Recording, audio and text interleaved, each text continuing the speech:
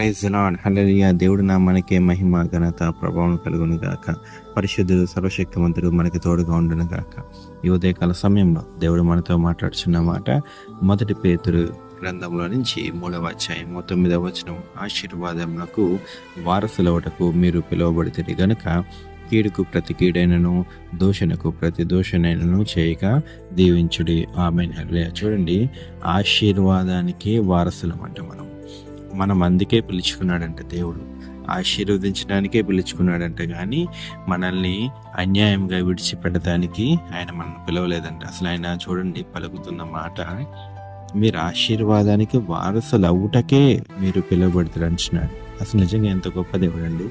నేను మిమ్మల్ని ఎన్నుకున్నదే దీవించడానికి, నేను మీకు వచ్చిందే మీ కొరకే, నేను వచ్చిందే మీకు ఆశీర్వాదాలు ఇవ్వటానికి అని దేవుడు మాట్లాడుతున్నాడు. చూడండి, అందుకే దేవుడు అంటున్నాడు, కీడుకి ప్రతి కీడైనను, దూషణకి ప్రతి దూషణైనను చేయొద్దు అంటున్నాడు. ఎందుకంటే మన ఆశీర్వాదాలు కోల్పోతాం. కీడుకి ప్రతి కీడు చేసిన, దూషణకి ప్రతి దూషణ చేసినా సరే ఆశీర్వాదాలు కోల్పోతాం. ఎందుకు కోల్పోతాం అంటే దేవుని లెక్కలో మనము అలాంటివి చేయకూడదు. దేవుని లెక్క ప్రకారం మనం ఆ పనులు చేయకూడదు. అది దేవునికి అప్పచెప్పాలి, అది ఆయన చూసుకుంటాడు. నీవు కేవలము వారిని దీవించమంటున్నాడు. ప్రార్థనలో కూడా ఏమడగమంటున్నాడు వాళ్ళ గురించి, వారికి మరి దీవించండి అయ్యా, వాళ్ళని క్షమించండి అయ్యా అని అడగమంటున్నాడు. ఇదేం లెక్క అండి?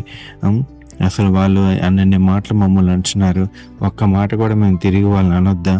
మేము అట్లయితే ఎట్లా మేము తప్పు చేసిన వాళ్ళం అవుతాము? మేము ఒక మాట కూడా రిప్లై ఇవ్వకపోతే మేమేదో పాపం చేసిన, మేమేదో తప్పు చేసిన వాళ్ళగా అయిపోతామని చాలామంది అనుకుంటారు. వద్దు, దేవుడు అంటున్నాడు అవన్నీ వద్దు, వదిలేసేయమంటున్నాడు. ఒక దినం ఉంటుంది, ఒక రోజు దేవుడు నిలబెడతాడు.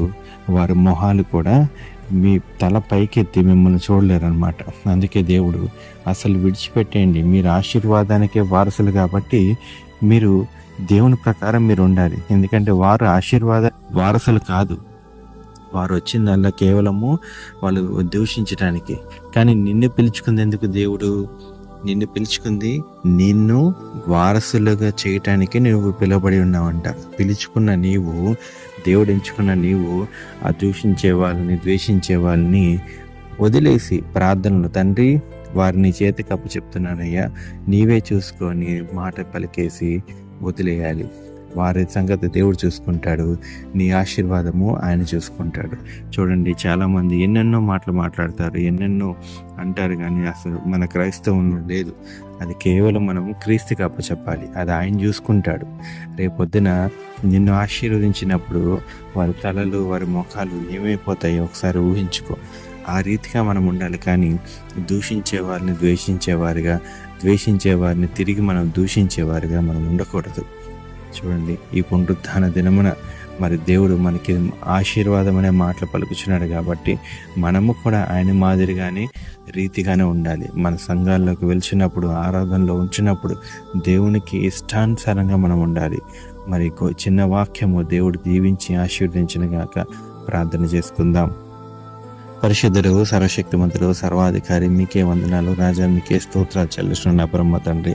అవునయ్యా, నీవు మమ్మల్ని ఆశీర్వదించడానికి పిలిచిన దేవుడు నా పరమ తండ్రి. యేసయ్య, మేము ఆశీర్వాదముకు వారసులము అవుటకే నా పరమ తండ్రి పిలువబడితిరిమి అని చెప్పిన విధానం బట్టి నీకే స్తోత్రం అయ్యా. అవునయ్యా, కీడికి ప్రతి కీడైనను, దూషణకు ప్రతి దూషణైనను నా పరమ తండ్రి చేయక మా హృదయాలు నా పరమ తండ్రి నీ వైపు త్రిప్పండి నా పరమ తండ్రి. అయ్యా, కొన్నిసార్లు నా పరమ తండ్రి ఏమి చేయకపోయినా నా పరమ తండ్రి నిందలు, అవమానాలు వచ్చి హృదయం మీద భారంగా పడుచుంటే నా పరమ తండ్రి. అయ్యా, ఈ హృదయానికి నా పరమ తండ్రి ఆదరణ కలిగించే మాటలు దయచేయండి. ఈ హృదయానికి నా పరమ తండ్రి యేసయ్య, మీరు నా పరమ తండ్రి, మీరు మాటలు పలికించండి అయ్యా, మీరు ఆదరణ కలిగించండి నా పరమ తండ్రి. రాజా, వందనము దేవానికి స్తోత్రములు. ఈ లోకంలో నీవు తప్పితే ఎవ్వరూ లేరయ్యా. నీవే మంచివాడు, నీవే నా పరమ తండ్రి రక్షించేవాడు, నీవే కాపాడేవాడు, నీవే కాపరి నా పరమ తండ్రి. రాజా, వందనముల దేవానికి స్తోత్రం చెల్లిస్తున్న నా పరమ తండ్రి. అయ్యా, ఈ ఆరాధన సమయంలో పునరుత్థాన దినమున ప్రతి ఒక్కరిని జ్ఞాపకం చేసుకోండి, ప్రతి ఒక్కరిని దీవించండి, ఆశీర్వదించండి నా పరమ తండ్రి. ప్రతి ఒక్కరికి మీరే తోడుండి ముందుకు నడిపించమని, అన్ని సంఘాల్లో కూడా పరిశుద్ధాత్మ అగ్ని అభిషేకంతో ఆరాధన మీరు జరిగించమని నజరేయుడు సర్వశక్తిమంతుడు దేవుడి నామంలోనే కృపగల తండ్రి యొక్క నామంలోనే ఈ ప్రార్థన అంతా కూడా అడిగి పెట్టుకుంటున్నాం నా పరమ తండ్రి. Amen, amen, amen.